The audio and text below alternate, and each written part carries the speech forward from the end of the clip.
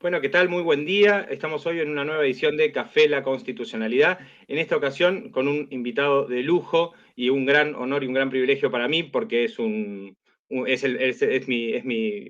mestre en esto de las entrevistas, es mi inspirador. Y la verdad es que sinceramente para mí es un honor y un privilegio y cuento con la posibilidad de estar con Sebastián Zancari, profesor de la facultad, profesor de los cursos válidos para el doctorado, doctor en Derecho y también súper colega de las sesiones de Ficción y Derecho de la Universidad de Buenos Aires. Sebastián, ¿qué tal? ¿Cómo estás? ¿Cómo estás, Damián? Para mí es un gusto estar aquí contigo, compartir este espacio, para hacer lo que más nos gusta, que es pensar, reflexionar juntos. Y Te hacer pensar. acompaño con un mate. Y hacer pensar. La verdad es que y hacer pensar, te decía. Sí, estamos Y bastardeando un hacer poco el pensar. nombre porque se llama Café La Constitucionalidad, vos estás tomando mate y yo estoy tomando un té. Pero bueno, la idea es la mecánica del café, ¿no? Ya que no nos podemos ver, no nos podemos juntar, Claro, claro, bueno, claro. compartimos este momento y bueno, vos con lo que amás, con lo que disfrutás mucho, que es un buen mate, y yo arranqué con el tecito porque ya el café lo tomé más temprano, entonces bueno, a esta hora ya estoy más para el té. Así que, pero bueno, te agradezco muchísimo el espacio, el tiempo y por sobre todo sé que tenés una agenda súper cargada, pero la verdad que, bueno, entrevistar al entrevistador era como de alguna manera el 10 en la No, lista. bueno, es un gusto para mí, Damián. Yo valoro mucho la creatividad y sos una persona muy creativa. La audacia, la creatividad, por supuesto, articulada con capacidad, con inteligencia. Así que para mí es un gusto estar aquí. Bueno, buenísimo. Bueno, hoy estuvimos conversando ahí, sobre todo tenemos un montón de temas que en realidad coyunturales los cuales podríamos hablar, pero particularmente nos vamos a focalizar en uno para poder hacer un video que relativamente sea corto, porque si no nos quedamos hablando una vida, que es participación política, bien, participación ciudadana, perdón, y pandemia. Bueno, ahí ya tenemos una novedad, ¿no? Una información reciente, que es la ley, la promulgación de la ley 27.631, que modifica por única vez la fecha de las primarias abiertas, simultáneas y obligatorias y las elecciones legislativas. O sea que vamos a tener elecciones el 12 de septiembre, las PASO, y el 14 de septiembre las elecciones legislativas. Ahí ya tenemos una primer gran consecuencia de la pandemia y su impacto en la participación electoral. Sebastián, Sí, te imaginarás que sé lo que son las PASO, ¿no? Pero me imagino que hay primarias alguien, abiertas, simultáneas y claro, obligatorias, exacto. implementadas hace unos años aquí en Desde el año Argentina. 2009, exactamente, del año 2009 que Eh, arrancamos con esto. Sí, que de alguna manera lo que serán las elecciones internas dentro de los partidos, por decirlo de alguna manera, se hacen de manera abierta a toda la Abierta. comunidad y, bueno, generan, por decirlo de alguna manera, un embudo, en el buen sentido político de la palabra, ¿no? Un embudo de votos para canalizar votos positivos, por decirlo de alguna manera, hacia los candidatos y eso, Claro. bueno, genera de alguna Lo manera cierta peculiar es que son disciplina. obligatorias, ¿no? Son Claro, primarias obligatorias, claro. forman parte del calendario electoral, porque hace unos años, más precisamente en 2005, hubo un intento de realizar unas PASO optativas, o digamos, voluntarias, y solamente asistió el 5% del padrón. Claro.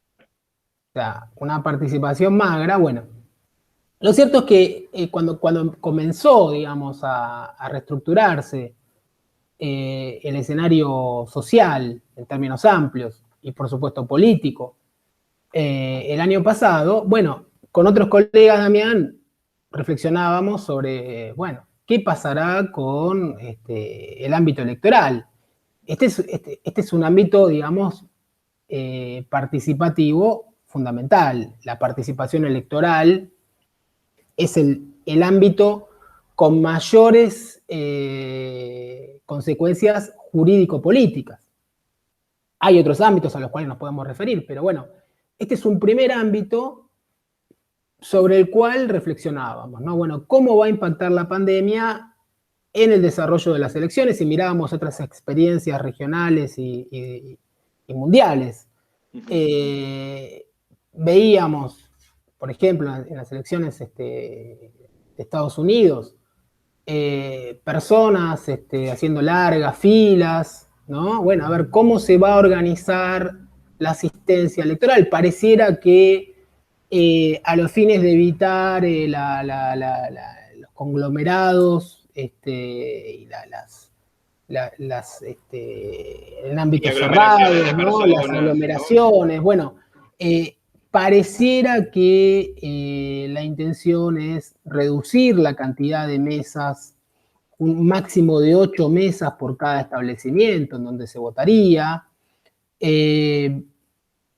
Lo que se anuncia es que va a haber un protocolo de ordenamiento sanitario que va a incluir la ampliación de casi un 30% de los establecimientos electorales, que pasarían de 15.000 a 19.000. Ahora, tengamos en cuenta que la participación electoral en Argentina es un deber. Es un deber ciudadano que su incumplimiento acarrea una sanción. Claro. Entonces, habrá que contemplar distintas situaciones de personas que no puedan asistir. Bueno, ese es un tema, ¿no? ¿Cómo va a estar organizado, cómo se va a protocolarizar la elección? Cuando lo pensábamos el año pasado, parecía, digamos, poco probable que las principales fuerzas políticas llegaran a un consenso. Pareciera que ese consenso se logró. Y por supuesto, esto va de la mano de la vacuna, ¿no? Digamos, a medida que se va avanzando en la campaña de vacunación, bueno, tendríamos allí un escenario más o menos propicio para que se pueda desarrollar unas jornadas electorales como esta. Piensen ustedes, sobre todo a los amigos que nos están escuchando en otros países, que el mayor distrito electoral está ubicado en el conurbano bonaerense. La provincia de Buenos Aires. La provincia no la capital federal, que es lo que de alguna manera... Todos los municipios que rodean a la capital federal. Allí se concentra el mayor caudal electoral, más de 10 millones de personas, y en condiciones muy precarias en algunos casos, Damián. Entonces tenemos que ver, bueno, cómo se van a organizar los establecimientos donde se va a votar. En algunos casos son escuelas rurales o establecimientos precarios, con pocos recursos, calles de tierra. Claro. Digamos, bueno, la pandemia, ¿no? La situación creo ha desnudado y nos ha dejado bastante a las claras todo eso, ¿no? Digo, nos ha mostrado, ¿no? Que todo el tiempo, desde el principio hablamos de porcentajes de ocupación de camas de terapia intensiva, la falta de respiradores, la falta de esto, falta. Yo justamente cuando comenzábamos, o mejor dicho, cuando me preparaba para reunirme contigo y demás, leí un poco sobre la historia de las PASO, el intento del 2005 en Santa Fe, si no me equivoco, que fue. Después, de alguna manera también esto de decir, ¿de dónde salió? ¿Cómo se originó? Traté de buscar algún antecedente en otro país y en la mayoría de los lugares encontré que era un invento medio argentino, esto de obligar a las personas a participar de internas, ¿sí? Entonces lo encontré como medio supuestamente como la virome, y después, y ahora en situación de pandemia era una situación bastante particular, teniendo en cuenta bien que hay una gran cantidad de personas que son consideradas de riesgo que no van a trabajar, hay muchas personas trabajando en home office que ahora las vamos a obligar a ir a un lugar de concentración de personas, no sé. No, y aparte tenemos, tal cual, Damián, es peculiar esto de que paso primaria, donde se supone que uno participa por una vocación política, como ciudadanos, ciudadanas que tienen una vinculación, digamos, con una determinada agrupación política, por ideales, que nos obliguen a participar de las internas político-partidarias.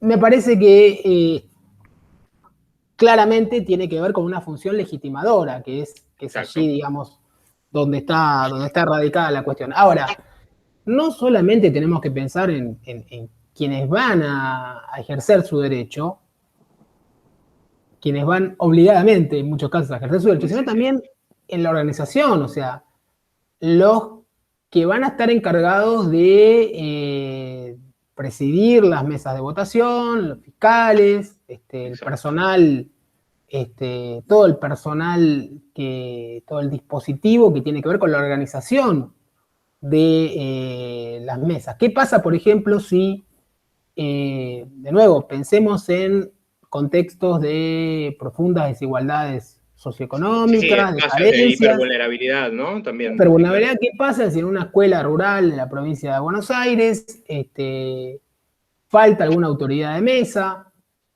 por algún imprevisto, que la pandemia, digamos, el primero que llega, sabemos muy bien que esta enfermedad se manifiesta de un día para el otro? ¿Qué pasa si personas que no pueden asistir, que no pueden, a ver cómo están previstos los reemplazos?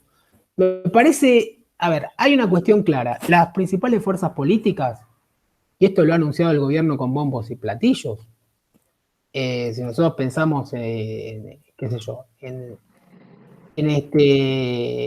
por ejemplo, el ministro del Interior, Guado de Pedro, reunido con el presidente de la Cámara de Diputados, Sergio Massa, la secretaria de Asuntos Políticos, Patricia García Blanco. Bueno, ellos consensuaron con las principales fuerzas de la oposición en la reprogramación del calendario electoral. O sea, hay algo que parece claro: la voluntad de avanzar en este proceso electoral que sirve de legitimación del poder. Ahora, hay un montón de cuestiones como las que estamos hablando que todavía resultan inciertas. O sea, hay voluntad política de que se realicen las PASO. O sea, una posibilidad era que por la pandemia las PASO, digamos, no se realizaran, que directamente fuéramos a elecciones generales. Esto no fue así. O sea, vamos a tener 2 jornadas electorales. Bueno, ¿hay voluntad política? Sí.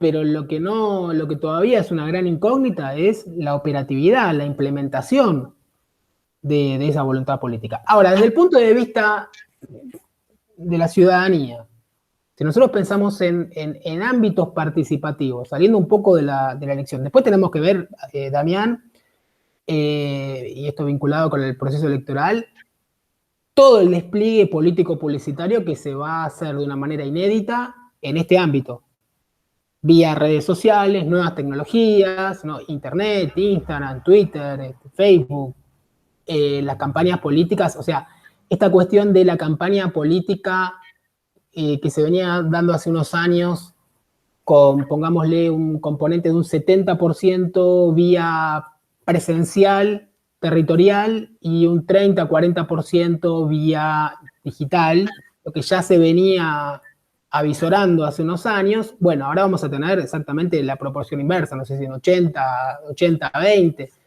no sé, digamos, cómo podría, pensemos, y ahí vamos a los principios básicos de la participación. La pandemia ha afectado el derecho a la reunión, esto de reunirnos, de encontrarnos, de juntarnos.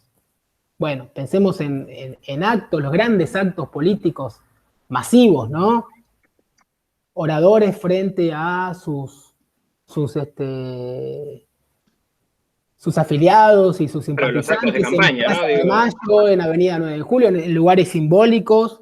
Bueno, claro, los actos de campaña, los actos de cierre de campaña, los actos de cierre de campaña, incluso los actos, la búsqueda territorial de llegar con el mensaje político. Recordá, bueno, en los países de Latinoamérica se ha dado frecuentemente esto de las caravanas, ¿no? Con ómnibus, recorriendo distintos lugares, ¿no? Distintos distritos electorales, ¿no? Los candidatos acercándose a los barrios. En la historia nuestra también, Sebastián, y en esto vamos a compartir que siempre se ha prestado mucha atención, ¿no? Donde el candidato empieza su campaña, donde la cierra, ¿bien? Donde la cierra es muy importante porque es como decir de alguna manera, acá planto cierta bandera. En este sentido hay que decir que la reforma electoral en Argentina en 1994 al eliminar la elección indirecta del presidente y vicepresidente, al eliminar el colegio electoral, lo que hizo fue justamente sobre representar a los distritos con mayor cantidad de habitantes, el caso de la capital federal, la provincia de Buenos Aires, provincia de Santa Fe, Mendoza, Córdoba, y subrepresentar claramente al resto del país. Entonces, el énfasis electoral, la campaña electoral está puesta ahí, digamos, el ojo está puesto ahí. Ahora, justamente, ¿cómo hacer campaña política de manera presencial, ¿no? De manera presencial en tiempos de pandemia, sobre todo en los distritos electorales con mayor cantidad de habitantes, que son justamente los que denotan mayores carencias y mayor vulnerabilidad. Perdón, Damián. Sí, se te escucha perfecto. Este es un tema, ¿no? Entonces, ahora, si el mensaje político va a transcurrir por estos canales, bueno, ahí tenemos todo un mapa, digamos, electoral que va a recibir el mensaje, hay que ver, digamos, cómo se puede masivizar la comunicación política. A ver, pensemos, la televisión va a ser un ámbito fundamental, los programas de entretenimiento, Tinelli, ya lo es. Ya lo es, sí. Ya empezó la campaña ahí. Porque, bueno, a ver, vamos a ver algún político cocinando, seguramente. Políticos cocinando, bueno, va a ser fundamental el Twitter, Instagram, pero bueno, pensemos en aquellos sectores que no tienen acceso a Internet, que tienen acceso a la televisión, con suerte a la radio. También la radio va a tener mucho peso. Un peso, me parece, ¿no? Estamos especulando, un peso que quizás no tuvo en otras campañas, porque, a ver, esta cuestión de que la presencialidad está seriamente cuestionada. A ver, vamos a ver cómo va a transcurrir la campaña electoral, sobre todo, insisto, en aquellos distritos electorales más carenciados, en donde hay problemas de conectividad, problemas de acceso a Internet, problemas de acceso al mundo digital. Bueno, este es un tema muy importante. Entonces, el derecho de reunión afectado. Ahora, también el presupuesto de la participación, Damián, es el acceso a la información, el conocimiento. Lo que ha generado el coronavirus, me parece que, digamos, esto es un denominador común que atraviesa distintas clases sociales y distintos saberes. Lo que nos ha provocado es una profunda ignorancia. No sabemos bien de qué estamos hablando. Ni sabemos sobre las vacunas. Primero no sabemos el origen de la enfermedad, las distintas cepas, las distintas vacunas, su efectividad, cómo los efectos que tiene la vacuna. En fin, hay un montón de cuestiones que tienen que ver con lo sanitario que no tenemos la más pálida idea. Quienes nos creemos intelectuales y quienes nos creemos informados y pensantes, bueno, diría que la información lo que nos provoca es mayor confusión. Cuanto más informados estamos, más nos confundimos. No sé si te pasa a vos, pero... Sí, ahí ya tenés otro... A ver... de hecho, uno pasa por todos los estadios, creo yo, ¿no? Digo, en este año, vamos a poner que fue un año de pandemia, porque pasó un poquito más, ¿no? Desde ya, pero digo, vamos a ponerlo que en un año uno pasó por todos los estadios, ¿no? Digo, pasó por la etapa en la que creyó que el virus existía, después que el virus no existía, se volvió terraplanista, se volvió, no sé, geocentrista, después volvimos a, no sé, se volvió a favor de la vacuna, después estuvo en contra de la vacuna, después dudó de la vacuna, después quiso la vacuna, después se arrepintió de la vacuna. O sea, yo creo que pasé por todos los pensamientos. O sea, nos puso en jaque el presupuesto fundamental de la participación ciudadana, visto desde una perspectiva, si se quiere, de conocimiento, que en países como los nuestros, insisto, con profundas desigualdades, resulta elitista, ¿no? Bueno, a ver, ¿quiénes son los que efectivamente acceden a la información pública? los que tienen herramientas y capacidad para generar pensamientos abstractos y relacionar, digamos, cruzar la información, chequearla. Bueno, pongámosle que a ese sector fundamentalmente la pandemia le está generando una gran incertidumbre e ignorancia que nos provoca este tipo de participaciones casi infantiles, ¿no? De, bueno, la pandemia no existe, el coronavirus, ¿fundamentado en qué? Digamos, así como vos bien decías, en el ámbito electoral la pandemia ha dejado en evidencia las profundas desigualdades económicas, sociales, culturales, bueno, la crisis de la infraestructura sanitaria. También ha dejado en evidencia, desde otro punto de vista, que efectivamente no sabemos de qué estamos hablando. No sabemos, digamos, no hay una relación muy clara entre el pensamiento y la acción.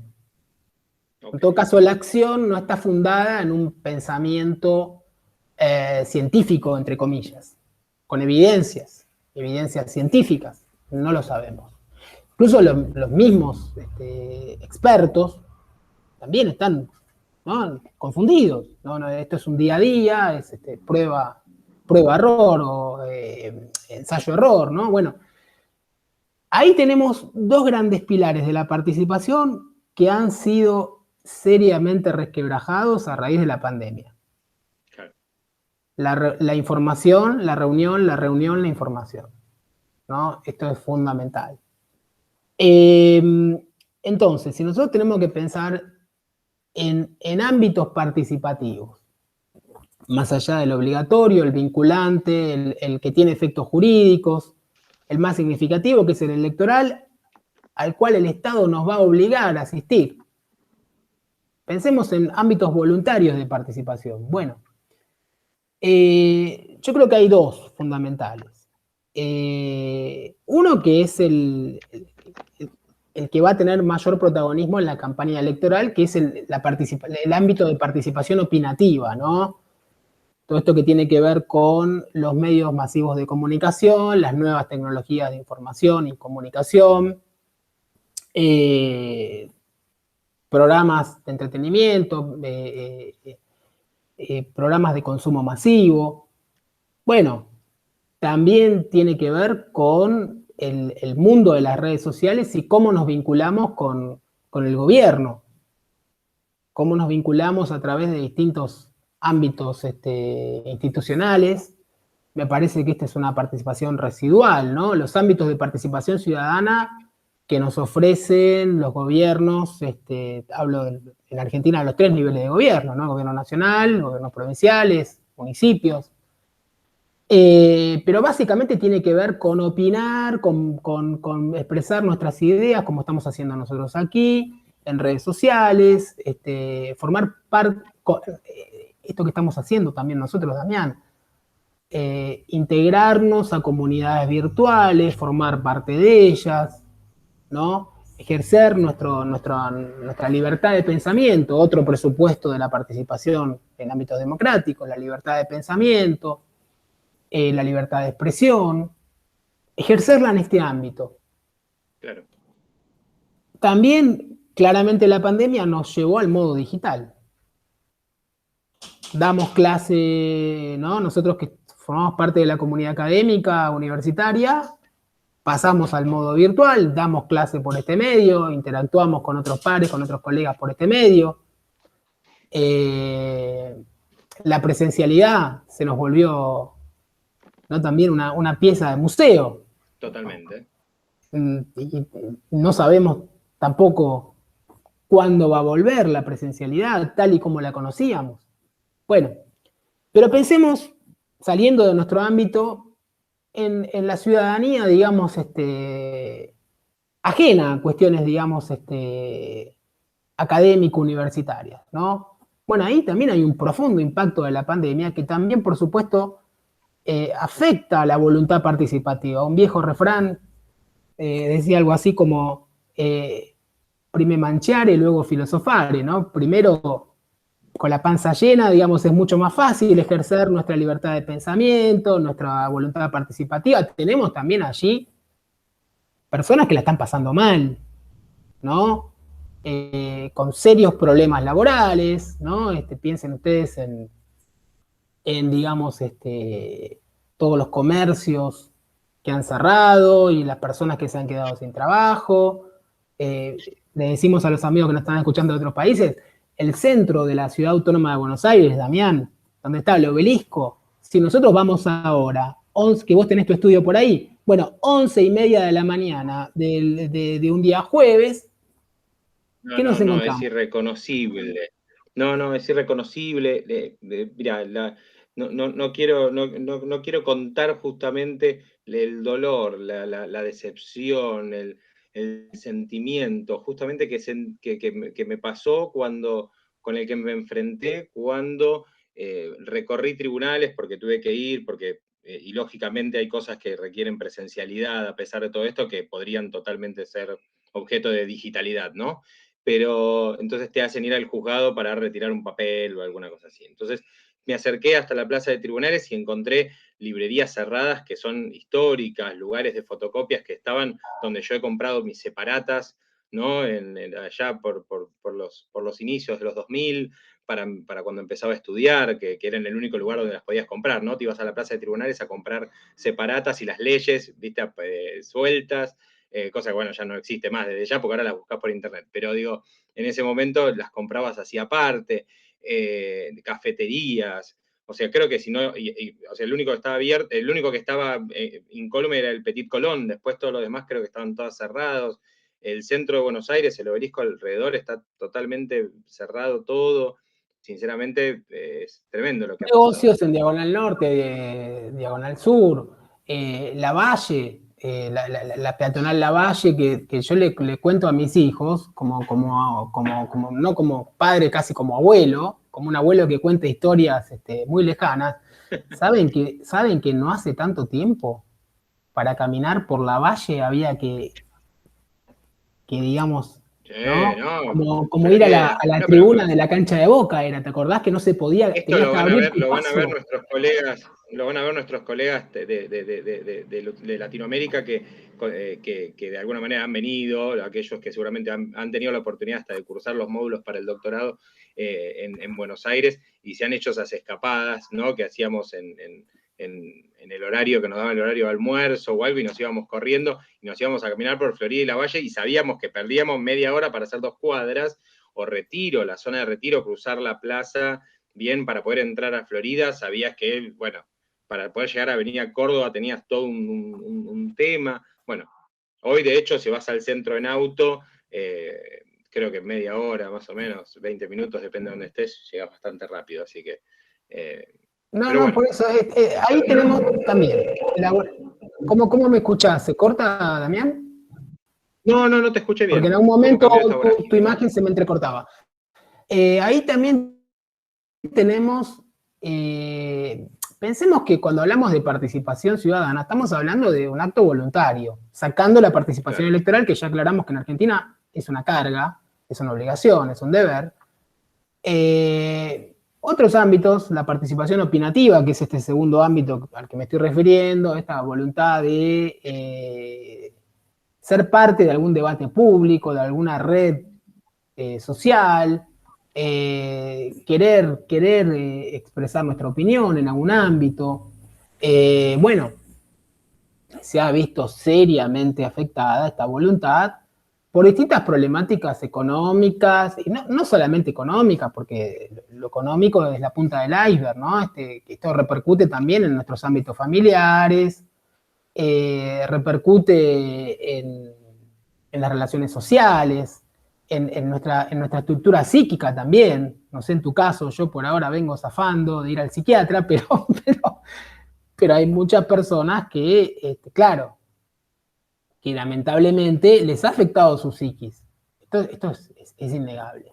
Ahora, ahí ya tenemos un resquebrajamiento también del punto de partida, del querer, digamos, la participación tiene que ver con salir un poco de mi mundo, de mi microclima, y querer integrarme a la Sí, el comunidad, espacio de confort, ¿no?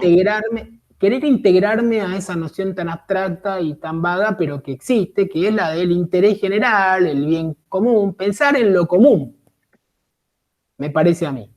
Si no, tendríamos que hablar específicamente de participaciones sectoriales, ¿no? La participación fundada en la defensa del propio interés. Pero no es de eso de lo que estamos hablando específicamente. Ahí sí tenemos un incentivo permanente que es la defensa de los propios intereses. Y ahí hablamos de grupos profesionales, grupos de interés, grupos de presión. Ahora, hay otro ámbito participativo que es el más afectado de todos. O sea, hablamos de la participación electoral, hablamos de la opinión,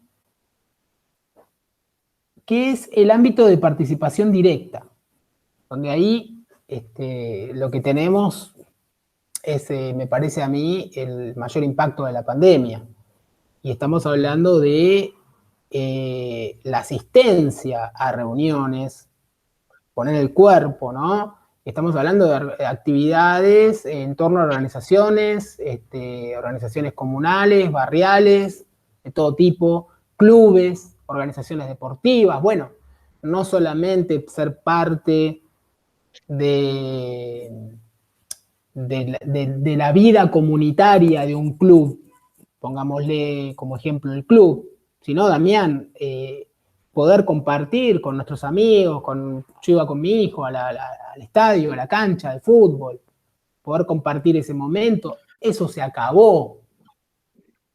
Entonces, ahí tenemos otro ámbito, el sentido de pertenencia, el sentido de identidad, no en este ámbito de la red social, sino de una manera presencial, viéndonos las caras, sintiéndonos, escuchándonos, se acabó.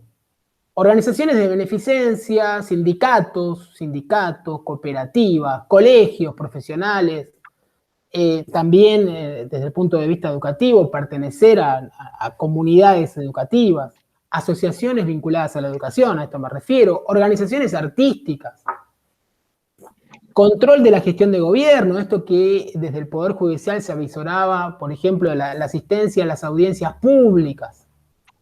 También esto, digamos, desde el principio de 2020 ha quedado seriamente afectado. En el caso de la Corte Suprema, suspendido directamente. O sea, hay todo un ámbito, ni hablar de las manifestaciones callejeras que existen todavía. En Argentina vemos manifestaciones, pero que tienen que ver con la defensa de intereses sectoriales y, digamos, son sectores, digamos, de alguna manera políticos, sindicales en algunos casos, que no de ninguna manera tienen la masividad ni expresan el tipo de participación anterior a la pandemia, ¿no? Son sectores muy puntuales, con reclamos muy puntuales y con fuerte arraigo político, ¿no? Generalmente son sectores políticos partidarios, en algunos casos de extracción sindical, pero que tienen algún reclamo puntual y saben, digamos, pertenecen a una organización que los contiene, aquellos que participan. Sí, no estamos ante una situación Estamos, a de ver, para decirlo huelga de un modo o paro, elegante, ¿no? claro, Damián, para decirlo de un modo elegante, es una participación de tipo profesional. Claro. No es de lo que estamos hablando, esta cuestión de la voluntariedad, ¿no? Y la Sí, no es un cotidianidad. cacerolazo. No, por eso. No estamos hablando. Ahora sí, lo que tenemos son manifestaciones en todos nuestros países, en el ámbito latinoamericano, si ponemos el caso de Latinoamérica, a favor, en contra de las medidas tomadas, a favor, en contra, más a favor o en contra de las restricciones, pero son manifestaciones mucho más esporádicas. Acá estamos hablando de todas las redes asociativas que hoy prácticamente no existen. Desde lo barrial, lo comunal, lo deportivo, lo cultural, lo religioso, todo lo que nos une. Porque la participación nace del interés común, ¿no? Claro. De compartir determinados temas, determinadas actividades, de juntarnos, de vernos. Entonces, ahí tenemos que reflexionar. Si hablamos de participación en tiempo de pandemia, bueno, a ver, ¿cómo ha afectado a cada uno de estos ámbitos? Yo creo que el primero, que es el tema de la participación electoral, tiene que ver con la maquinaria del poder, con lo que Roberto Gargarella, el constitucionalista argentino, denomina la sala de máquinas del poder. Ahí lo que tenemos es una voluntad muy firme por parte de quienes manejan la sala de máquinas de poder que no quede afectada de ningún modo. Se desarrollan las elecciones. Y esto, digamos, ha sido un denominador común. Se han reprogramado, pero se han realizado las elecciones. Los otros dos ámbitos, que dependen mucho más de la voluntad de las personas, son los más seriamente afectados. El de las redes sociales, afectado positivamente por la sobrecarga, digamos, de redes asociativas y de expresión, de circulación de ideas, por decirlo de alguna manera, de expresión y de circulación de ideas en este ámbito en el que estamos nosotros. Acá tenemos toda la sobrecarga. Y por todas las actividades que se realizaban en el primer modo, que es el modo, digamos, directo, de participación directa, que hace al derecho de reunión y de asociación, que han pasado a esta modalidad. O sea, acá tenemos la sobrecarga aquí. Incluso nosotros los abogados y los operadores judiciales hemos pasado a este modo, más allá de que hay alguna actividad que sigue siendo presencial, ¿no? Los escritos, las audiencias, etcétera, se realizan básicamente por el modo virtual. El acceso a la justicia también es otro, como modo de participación también ciudadana, ha pasado en gran parte al modo virtual o directamente ha quedado suspendido. Pensemos también, Damián, en la sobrecarga de demandas que ya tenía el Poder Judicial antes de la pandemia y cómo va a ir impactando cuando el día que se vuelva a la presencialidad, con todas las causas atrasadas y con las, digamos, con las problemáticas de funcionamiento que ha tenido la burocracia judicial por la pandemia. Así que bueno, este es un poco el panorama general que yo te quería plantear. El tema es complejo, pero si hablamos de voluntad participativa, bueno, me parece a mí que ha quedado prácticamente acotada al mundo virtual. Ahora, también hay otro tema que quería plantear y que tiene que ver con, si se quiere, la protesta, ¿no? La actividad, la protesta social, ¿no? El mal humor social. Me parece a mí que esto afecta a la gobernabilidad, ¿no? La capacidad de, digamos, adoptar medidas que digamos, sean efectivamente cumplidas y que tengan consenso social. Lo que vimos en Argentina al principio de la pandemia fueron altos niveles de acatamiento a las medidas gubernamentales.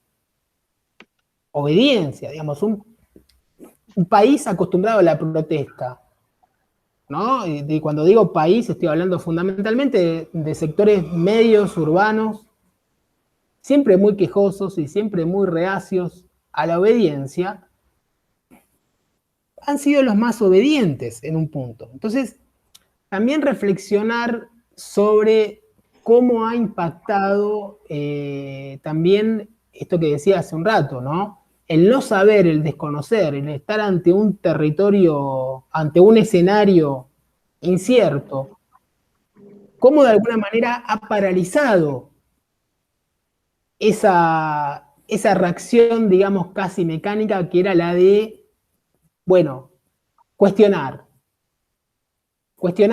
mirar con recelo. Me parece que hemos sido bastante obedientes. Los sectores medios, urbanos, acostumbrados, sobre todo empoderados luego de 2001. Lo decís casi con sorpresa. Lo digo con sorpresa, empoderados luego del año 2001, que fue el año de la crisis aquí en Argentina, donde se replanteó esta cuestión de la representatividad, ¿no? El que se vayan todos. Lo que pasó en Chile hace poco tiempo, ¿no? También esta cuestión de ese estado de rebelión. Bueno, ni por asomo hemos vivido algo parecido, aún Claro. hoy. Me parece que hay determinados ámbitos de resistencia que tienen que ver con, bueno, mantener un comercio abierto, si se quiere, como una especie de, digamos, resistencia a una orden que se considera injusta. Necesito trabajar. Pero bueno, ahí está planteada la cuestión, Damián. No sé cuántas de las cosas que dije compartís o no, pero por lo menos No, en esos tres grandes ámbitos. estoy más que de acuerdo, pero sinceramente no siempre uno tiene la oportunidad de sentarse con alguien para escuchar y aprender, y a medida que vos también ibas hablando, yo también iba como cavilándolo, ¿no? Iba asimilándolo. De hecho, iba haciendo este trabajo mental de oírte y también de generar ese proceso, de decir, cuando a medida que vos me ibas comentando, por ejemplo, esto último, dije, es verdad, yo me planteo lo mismo. ¿Con cuánta gente yo he hablado en el mes de marzo, en el mes de abril, en el mes de junio del año pasado? Y tal vez yo le decía, ¿no te llama la atención? Y me decían, Damián, esto dura 10 días porque a fin de mes, cuando llegue, ponele, ¿no? Cuando llegue el aguinaldo, la gente va a estallar. Va a estallar, Pasó el claro, aguinaldo. Pasó explota el aguinaldo. todo. Cuando Sí, llegue Navidad, explota todo, Damián. Cuando la gente no puede ir a comprar, explota todo. Damián, cuando llegue el verano, que la gente se tenga que ir de vacaciones, explota todo. Y pasó. Y nos encontramos en el 2021. Y nos encontramos en junio. Digo, y más con una Argentina efervescente como esta, ¿no? Digo, que solemos hablar de 8J, 5M, 6N, ¿no? Digo, de diferentes protestas que resistieron los presidentes. Y estoy hablando de los últimos 20 años, no estoy yendo más para atrás, porque, digo, ¿no? Si me voy hasta Alfonsín, sí, podemos contabilizar la cantidad de paros que le hicieron a Alfonsín, bien, que creo que había sido un récord más o menos durante su gestión. Después no sé, los que hubo durante la época del kirchnerismo o los que hubo durante la época de Carlos Saúl, que no fueron tantos, para lo que me parece que merecía que suceda, porque había como cierta también, es una pasividad bastante similar, de hecho, yo creo que hablaría de una pasividad noventista la que tenemos hoy por hoy.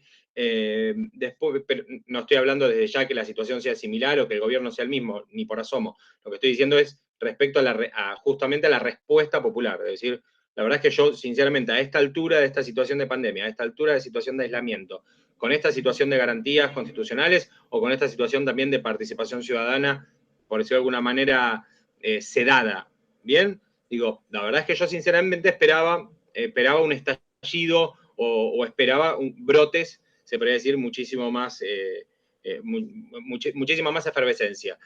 Ciertamente no ha pasado, por suerte, en algunas cosas podemos decir que no ha pasado, porque, bueno, si no estaríamos lamentando tal vez situaciones como las no, que está pensemos viviendo Colombia, ¿no? en participación positiva, de expresión de determinadas de colectivos que se manifiestan este, públicamente y que ganan la calle. No, pensemos también saqueos, ¿no?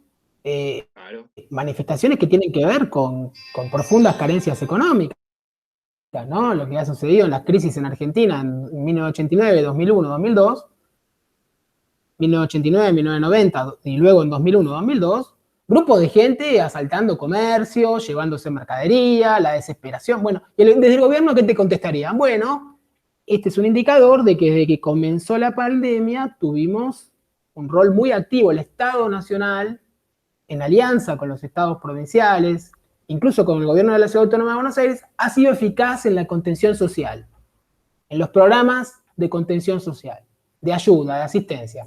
Esa podría ser una respuesta. Claro. Y yo creo que es una Claro. respuesta que hay que tomarla muy seriamente, porque efectivamente ha habido una contención, una red de contención. Sí. A ver, yo creo que justamente lo que falló en otros momentos fueron las redes de contención. Creo que lo que hubo en esta situación fue como en el buen sentido de la palabra, ¿no? Un buen marketing de apoyo, y se generó, al menos en el imaginario colectivo de la gente, que uno estaba acompañado y que se sentía bien acompañado en todo momento. Hubo problemáticas puntuales que fueron tratadas en el momento adecuado, y tal vez hubo otras situaciones que se fugaron, ¿no? Que tal vez no fueron resueltas y que pudieron haber causado algún tipo de problema. Creo también que somos un país donde la crisis normalmente radica en lo económico, ¿sí? La economía se ha llevado a grandes hitos políticos de nuestro país, digo, ¿no? Y no me refiero a los últimos, sino me refiero a años anteriores, ¿no? A nuestra historia, ¿no? Que la economía se ha morfado, como decíamos normalmente, se ha comido a un partido político o a una ideología política como podría haber sido la Alianza, ¿no? Que venía con una ideología muy, muy abierta, muy, muy participativa, o muy de alguna manera de un sistema catch-all de incorporación y demás, y la situación económica, pero no le permitió siquiera implementar un plan de gobierno. Ni siquiera cumplir con su agenda política y ni siquiera mantener al vicepresidente en funciones, porque el vicepresidente renunció a mitad de su mandato. Entonces, digo, creo yo que hay como una situación hoy por hoy que en otro momento, en otra situación, yo creo que hubiese sido muchísimo más eyectiva, ¿no? Creo que hubiésemos tirado de la palanca Exactamente. antes. Y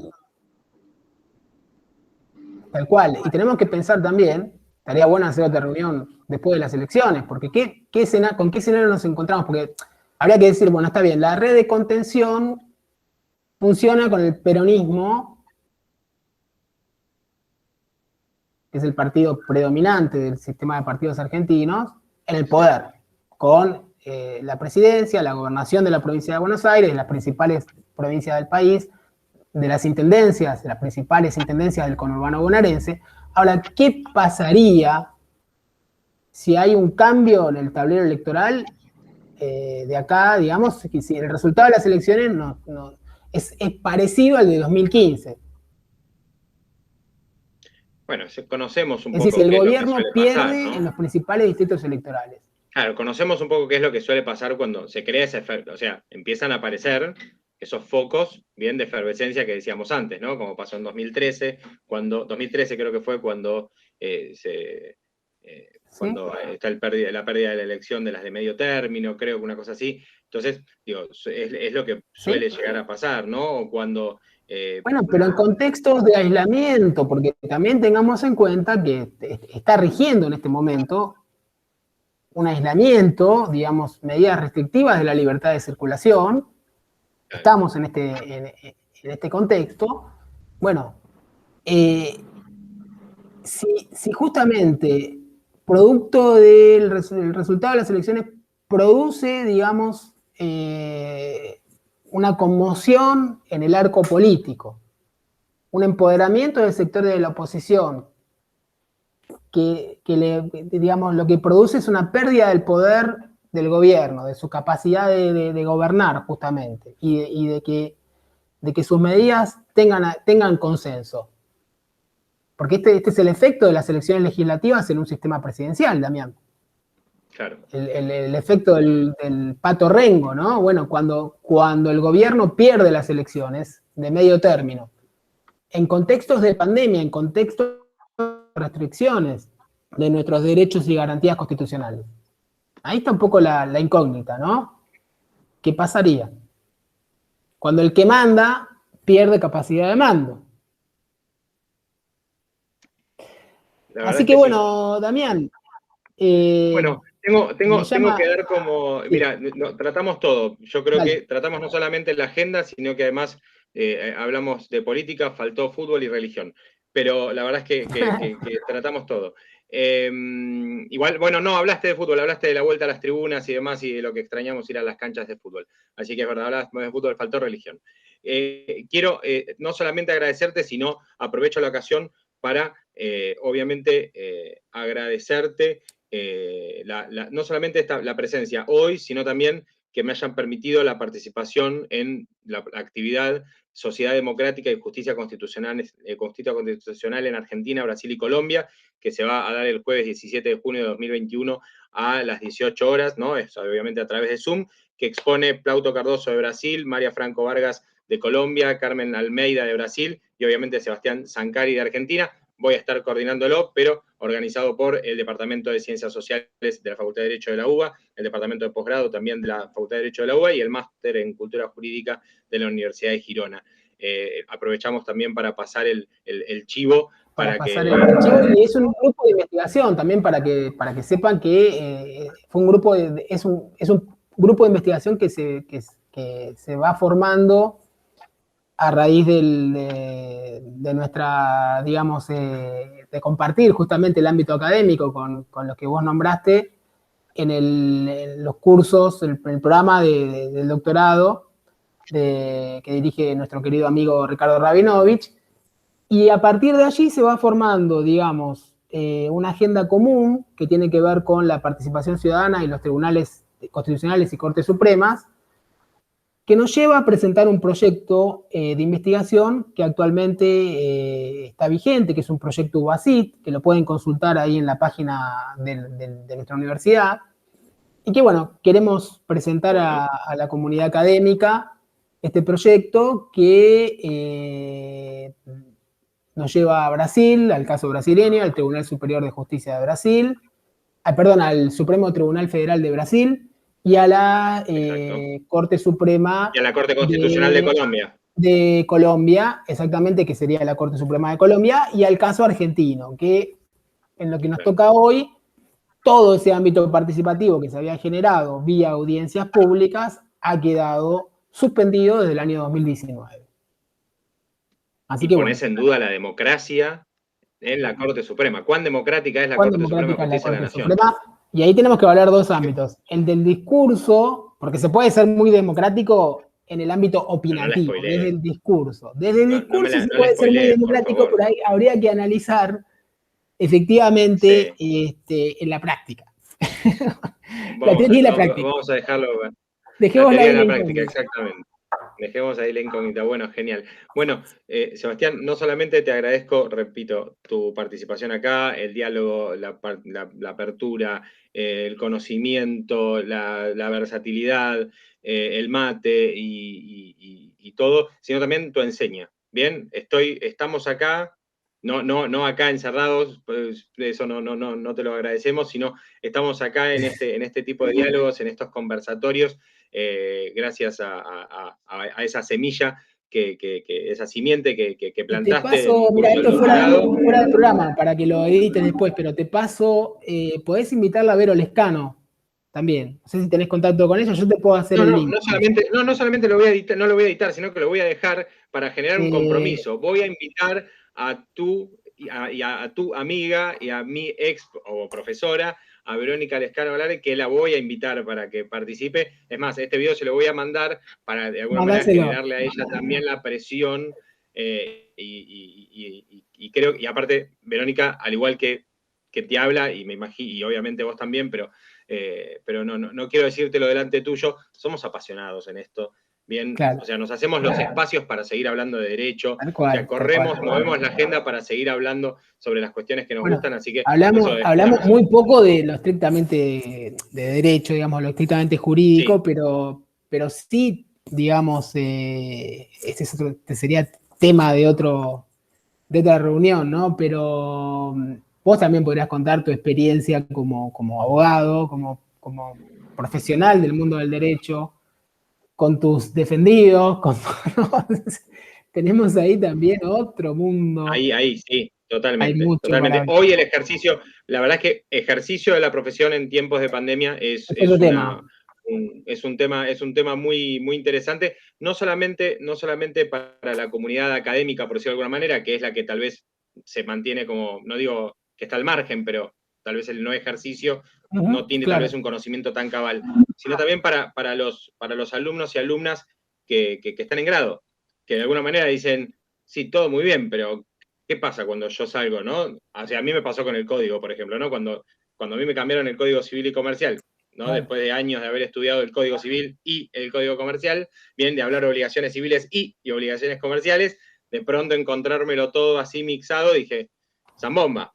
Dije, entonces, bueno, entonces me imagino hoy por hoy, un joven o una joven argentino o extranjera estudiando en la UBA, leyendo el Código Procesal y viendo lo que pasa en tribunales, dice, esto no tiene gollete, o sea, no hay una conexión. Obviamente Palacio no sabía de cuarentenas o no sabía de pandemias, pero bueno, así que, bueno, Sebastián, no te quiero robar más No, por tiempo, te favor. agradezco muchísimo y sinceramente espero tener la oportunidad de volverte a invitar y que volvamos a volver a participar Dale, en en un algo tiempo lo juntos. repetimos con nueva info. Como te digo, después de las elecciones, ahí Después tenemos de una las elecciones oportunidad. nos tenemos que volver a juntar, tenemos que volver a Avísame compartir cuando un café. esté la grabación, así yo también la difundo. Obviamente, obviamente. Te agradezco muchísimo tu tiempo y sinceramente fue un privilegio, un honor y un orgullo poder estar acá contigo. Igualmente, Damián, te mando un fuerte abrazo. Un abrazo grande.